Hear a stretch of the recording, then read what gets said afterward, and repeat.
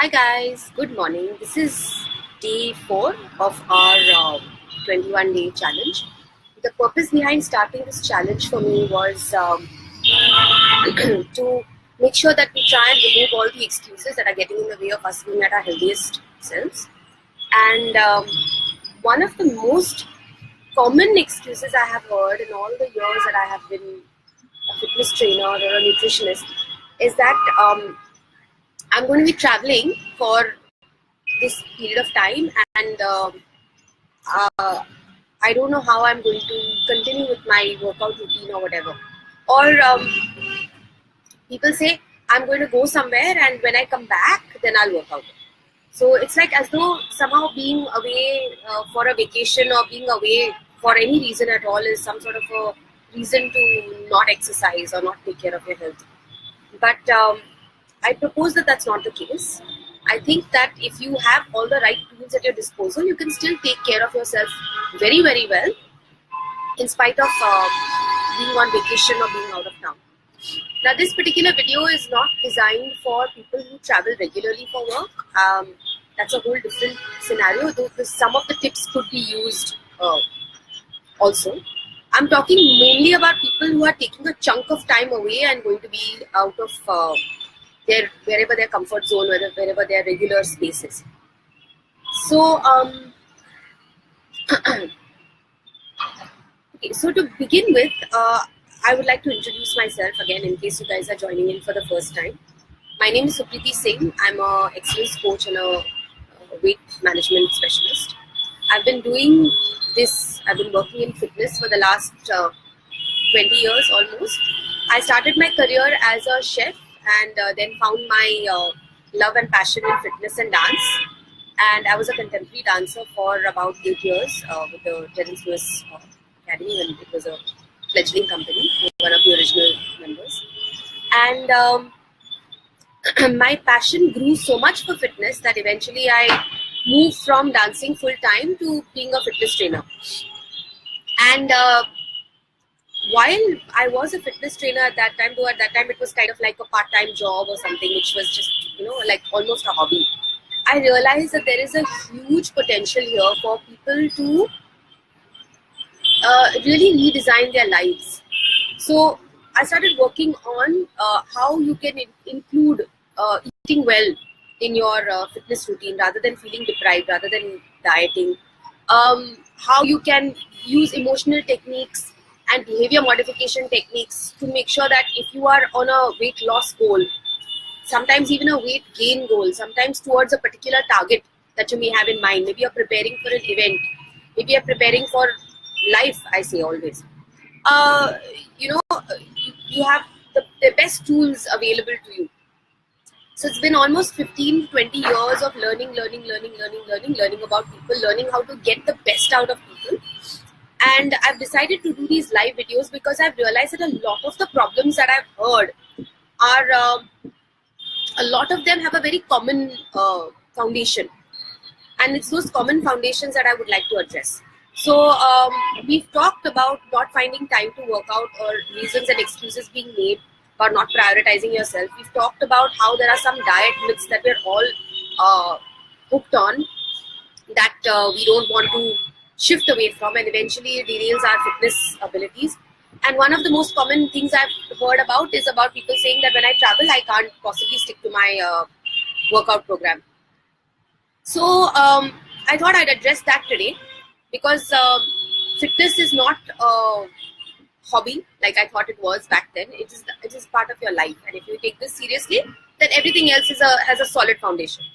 So let's get right to it. These are my 5 tips so that you can stick to your workout and diet program even if you're traveling, even if you're out of the country for a long period of time. The first thing and the simplest thing that you can do is buy yourself a portable water purifier. You get these abroad. Eureka Forbes have introduced one in India very recently as in about 4-5 years ago. It's an individual sipper which has its own filter which evidently clears the water of 99% of the germs. So you can carry it wherever you want, and wherever you go, tap water will be potable, drinkable for you. What that does is Of course, it saves the environment because you're not piling up bottles and bottles of plastic water bottles. It's also very, very inexpensive because if I'm not mistaken, in India, it is required in a restaurant or a cafe or anything to serve water for free. They cannot charge for water. Though some theaters, I think, don't do that. But anyway, there are coffee shops which will give you a glass of water and they will not charge you for it. That doesn't happen abroad as far as I have noticed. So you're always paying for bottles of water. And eventually what happens is it seems silly to pay for water. So you just end up drinking soft drinks or smoothies or coffees or lattes or whatever. And it's just piling on the calories for no reason at all.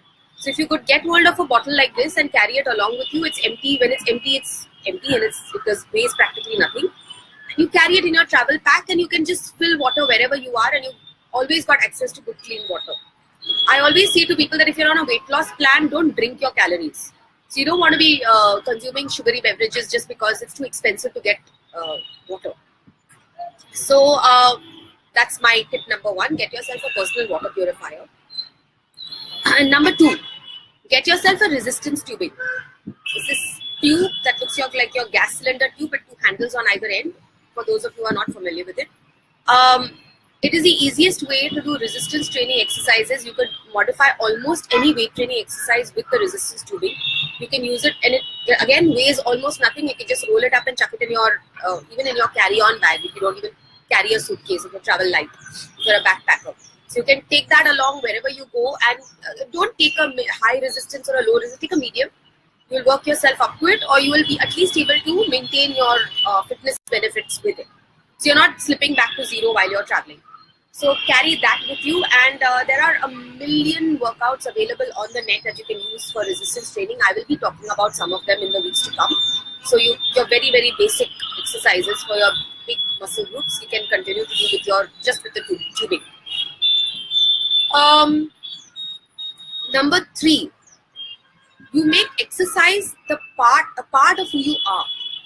So if you're going to go for a vacation, so to speak, try not to spend all your time sitting around on the beach and at the buffet eating.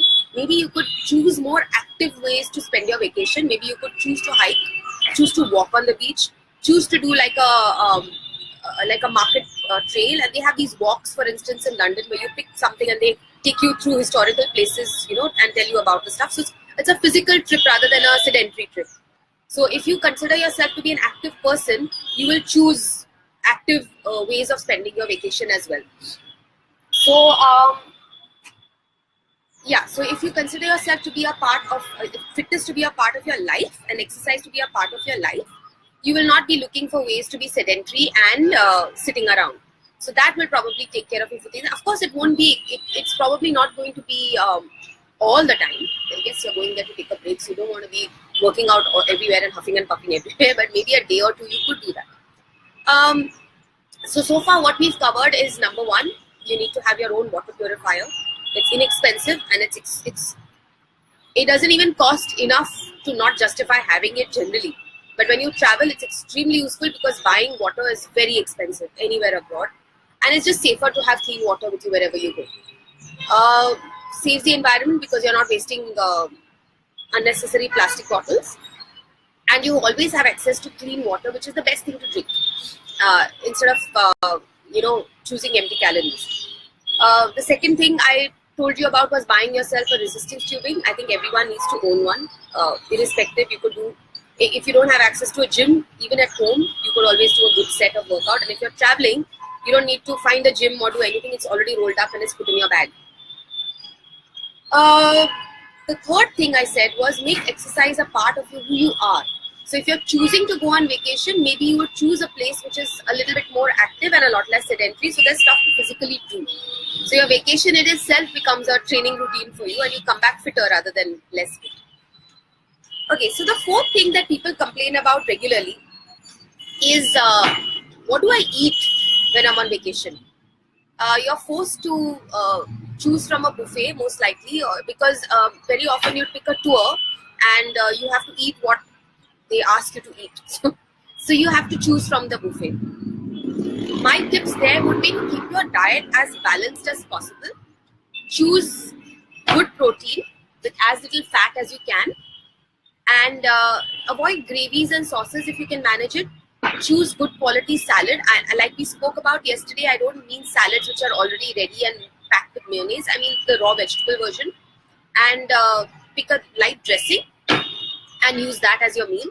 If you're going to pick grains that are whole grain, that are nowadays you do have good options for brown rice, etc. Please don't pick fried rice and things off the buffet. They contain way too much oil.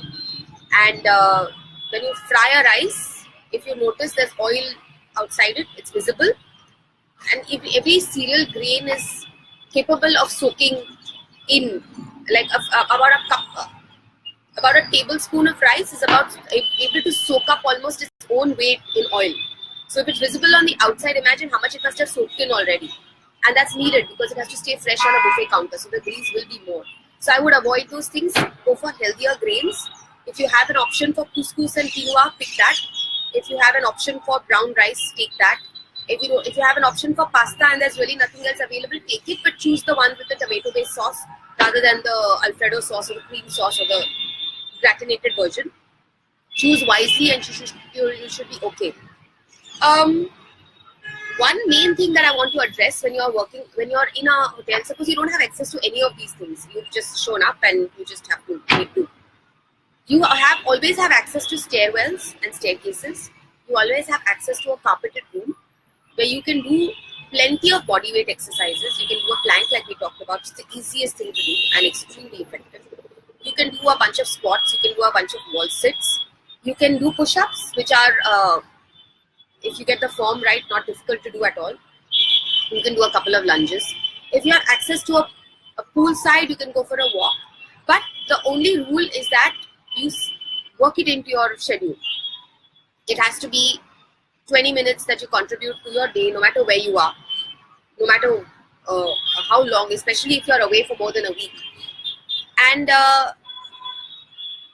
so that I think these tips put together should be able to get you through your vacation without completely derailing the fitness benefits that you may have gained before, or your lifestyle being the way it has been so far. So let me just go through what I've spoken about so far. First thing, get yourself a water purifier bottle. It will be a fabulous investment. Secondly, get yourself resistance tubing. Again, a fabulous investment. Whether or not you travel, it's a great thing to have. Thirdly, make workouts and exercise and fitness and activity a part of your life. So when you're planning a vacation, you could probably choose a vacation that is not a sedentary one, that's an active one. Choose walking tours. Choose activities such as if you're going to go shopping, do a lot of window shopping, so there's a lot of walking involved, and you'll have earned the calories you'll be consuming at your meal time, whatever that is. Fourth thing, when you're choosing your meals and you're forced to choose at a buffet, try and avoid things such as anything that will give you an immediate sugar hit, like a juice or a fruit. Choose good quality protein, and rule of thumb should always be palm size. So if you've got protein the size of your palm, if you're going to eat grilled chicken or fish, for instance, choose the size of your palm and don't do any more than that. And the rest of your fingers should be filled with complex carbohydrates, which would be vegetables, preferably, and maybe a few grains, about this much. It will keep you well within your fitness goals if you stick to that kind of eating. Last but not least, learn some very basic body resistance exercises. So if you have absolutely nothing else available, you can still do that. You can still do lunges, you can still do push-ups, you can still do a plank. You will manage to keep yourself fit through the vacation so that when you come back, you can come back not having lost all your benefits. Now, just a few bonus points. One, never miss 2 workouts in a row. That goes for daily life also, not just at a vacation. Never miss 2 workouts in a row. Second one, never mess up 2 meals in a row. So if you eat badly at one meal because you're out with someone or you've gone to enjoy a particular kind of cuisine and it was a bit of a heavy meal, the next meal you make up for that by eating as healthy as possible. By that, I don't mean soup and salad. Please refer to my yesterday's video. Okay? So eat as well as you can with the guidelines I gave you, with the protein and the complex carbohydrates. Add some good quality fat. A little olive oil is always a good thing. And thirdly, in terms of diet, there's one big question that comes up constantly. If I go to a place which only serves pasta, then what do? Like I said, you can choose the pasta. Pasta by itself is not a villain. It's the sauces that go into it. And if you're going to, replace your entire meal, that palm size that I was talking about, with pasta, that is too much, because that's just a load of carbohydrates that you're giving your system and very little protein, and good, but there'll be some fat in there, so very little protein. So if you can stick to that principle, then you're fine, you're safe. Try and combine your pasta with a little bit of meat, a little bit of quite a few vegetables, if you can get the opportunity to do it. Again, if you can't, and it happens to be a really cheat meal where you're eating, say, lasagna, and it's literally full packed with rich sauces and cheese, then again, make up for it in the next meal. You're not going to be able to stick to your fitness plan 100% when you're on vacation. And life is not 100%. I always follow the 80-20 rule. 80% of the time, do your best. 20% of the time is not in your control. So that's okay. But the 80% of the time that is in your control, do the best that you can. So those would be my tips and guidelines for people who are going on vacation, who regularly travel for chunks of time.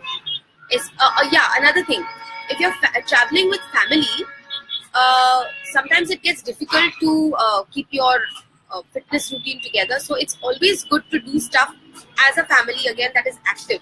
So if you can do adventure sports together, if you can do a run on the beach together, carry a ball that is not filled. You can get it filled at a hotel and unfilled also. Or you can always get one from the hotel itself. And pick a activity, pick something that gets you all moving, right? Because I mean, frankly speaking, you can sit around anywhere. You could sit around and do nothing in a hotel as well, or on a beach side. Yes, that's required. Like we said, we talked about it. Rest is an important part of your wellness routine. So yes, that's needed. But if you're going to be away for 7-8 days, then you don't want to be in a position where you're going to derail your fitness efforts altogether. So so if you're going to be looking at being away for a week, 10 days, some people go away for a fortnight or 3 weeks, it would be wise to have all these things in your arsenal, so at least you can stick to your routine or your fitness, whatever path you are on for yourself 80% of the time. I will be addressing in future talks what to do if you're going to be traveling for work. Because when you travel for work, very often your schedule is not your own, so you can't decide to go for a walk now and eat what you like now, and you're going to be stuck to your very often in somebody else's space. So you have to eat what you get, and you have to work on their schedule. So sometimes travel hours get so crazy that you're not going to be able to, like, you just come back after a week and realize that everything's just kind of fallen apart. And if that happens often enough, then unhealthy lifestyle habits start to set in, and stress is one major factor which creates a very unhealthy person. So when you're a person, if you're traveling a lot and you don't really have a set schedule, I have a friend who is she's a flight attendant. So for her schedule is completely not her own. She travels all the time. Sometimes she's on standby, she doesn't even fly out, and her hours are very odd. So how would a person like that keep their diet and exercise routine in some sort of a manageable order? So I'm going to be addressing that in one of the future talks as well. So if anybody has any questions or any comments on what they have, any tips that they have on things that they have done or methods they have used to stick to their fitness routine when they're traveling, and by traveling I mean often recreationally. You could also be visiting people abroad and staying with them for a couple of weeks and have to stick to your routine somehow or the other. You can't inconvenience them by requiring a gym membership or whatever. So these things would help you there as well, in that circumstance as well. So if there are any questions or any views, anything that you would like to share with me, please leave me a comment, and I would like to address them anytime in the future. And if I've missed out on anything, if there's anything that you feel you'd like me to answer, let me know and I can address it again. Another thing I would like to say, is that if you have been following the last 4 days and you've been checking out our progress, we've been talking about how just getting started and showing up is important. Then we've talked about how just 5 minutes a day is important, and every day adding a little bit to your routine, adding a little bit to your what you've done yesterday is all that matters really, because eventually all these things will pile up and collect and cascade into something huge. Yesterday we talked about mistakes that we make that are common and that that will somehow hinder your progress. Today we are talking about something that again will hinder your progress, because life happens and you do need to travel. And then what do? So what we're doing is trying to unravel all the knots that may come in the way of you being at your healthiest self.